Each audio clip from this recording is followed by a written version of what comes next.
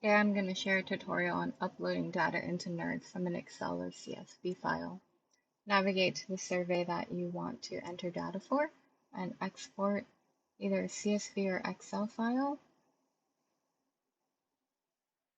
And when you open it up, you can go ahead and enter all of your information and then remember to save the file. When you navigate back to NRDS to upload it, you click on the upload button, the green button with an arrow on the far left. And you'll notice that there's these green check boxes. You'll want to make sure that all the fields that you want to upload data into have a green checkbox. You can select the file from wherever you saved it, and you'll notice you'll see the information from your file down here. Go ahead and click Import Surveys.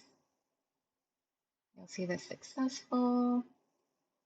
You can close this out and you'll see that we have all of our information now entered into NRDS.